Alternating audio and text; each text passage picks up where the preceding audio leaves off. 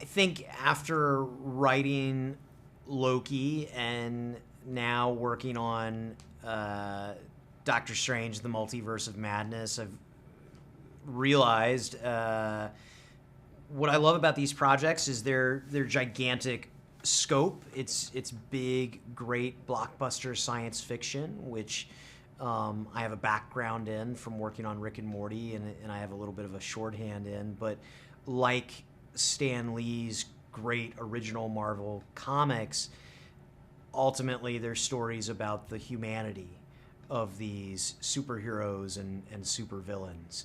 And so I find that I really get to tell dramatic stories against the backdrop of some crazy, fun stuff. And so I guess I hope that's what's made me a good fit. Well, Sam Raimi and I sat down together in February 2020. We both came on at the same time when we were taking over for from the previous writing and directing team, and we at the time were trying to hit a kind of imminent production deadline, and there was an initial race to quickly rewrite a version of a script that we had, which seemed impossible. And then halfway through the 3-week process of doing that, the COVID pandemic began, and our production pushed several months into the end of 2020. And so then Sam and I had an opportunity to look at each other and say, okay, what do we want this movie to be? If we had a chance to start over from scratch. And so he and I developed a vision for what our version of Doctor Strange and the Multiverse of Madness could be. And we brought that to Kevin, and he was really excited. And Sam and I worked together in lockstep over the rest of 2020, bringing that to life. It's any big science fiction concept is always tricky because you have to assume that your audience might not know anything about it. Fortunately, the multiverse as a concept has been out there in the world more and more over the last several years. So I think there's a general knowledge of it, but we wanted to make sure that we weren't excluding any of our audience who didn't know anything about the multiverse, and maybe you didn't know anything about Doctor Strange or Wanda, and so we tried to introduce as many points of view as possible in our movie that could represent the eyes of an audience who might not know anything about this crap, and had to learn about it along with our characters. And so, yeah, you're spinning a couple plates at once, but as long as you're keeping the humanity of your characters at the forefront, then even if they get lost in all the sci-fi mumbo-jumbo, they're still probably going to have a good time. I was really excited to get to introduce the character of America Chavez to the MCU.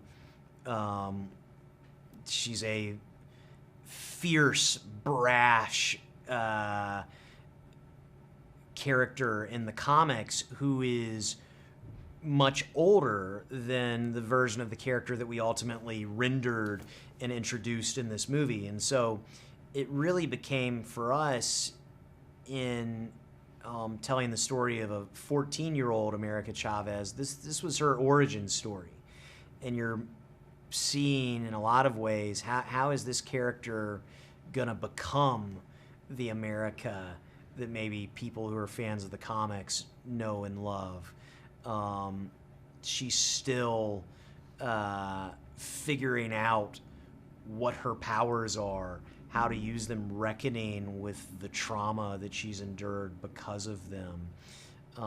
And so we worked hard on that and worked with Xochitl Gomez, the tremendous young actor who plays America, to build that character together.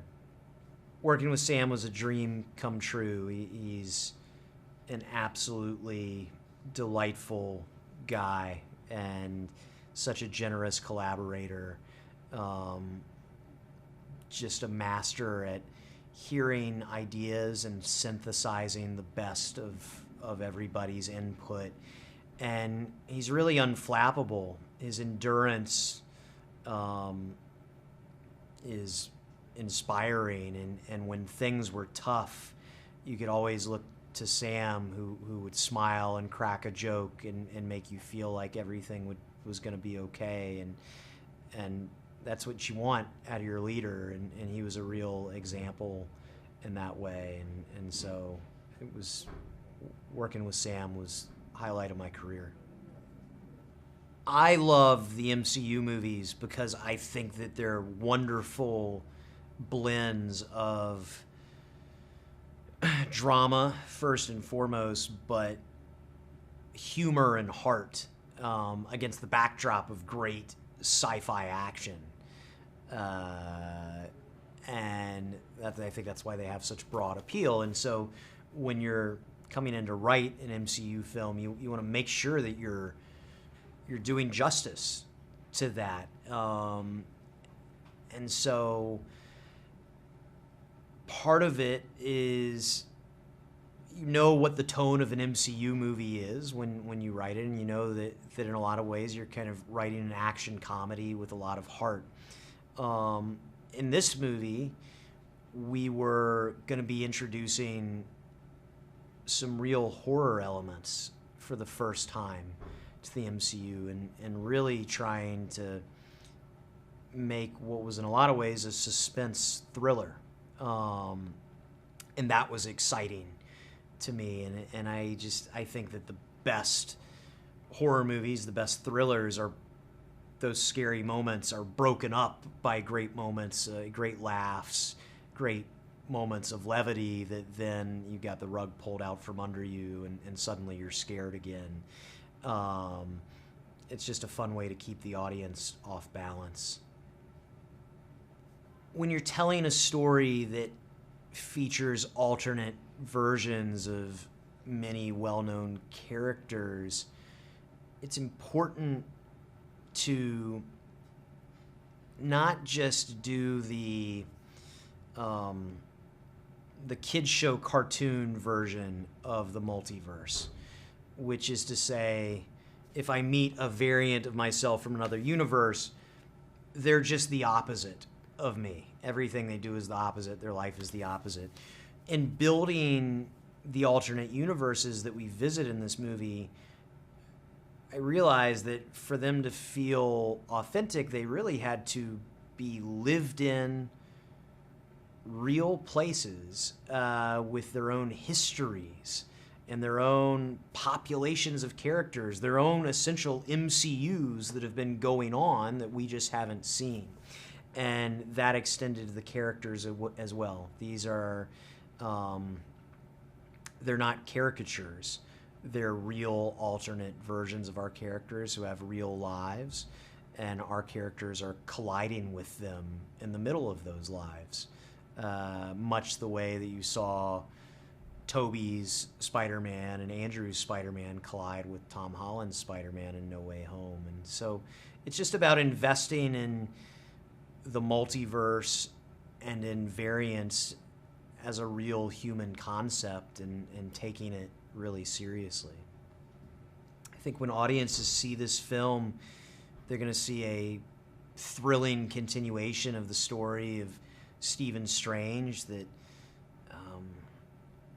explores the cost of all the decisions he's made in his time as a sorcerer, and that also continues the journey of Wanda Maximoff as she reckons with her new power as the Scarlet Witch.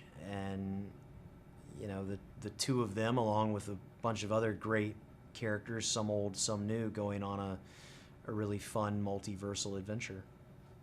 If I could describe this film in one word, I think the word I would describe would be a ride. That was my approach as I was writing it while locked down in 2020 with my head spinning.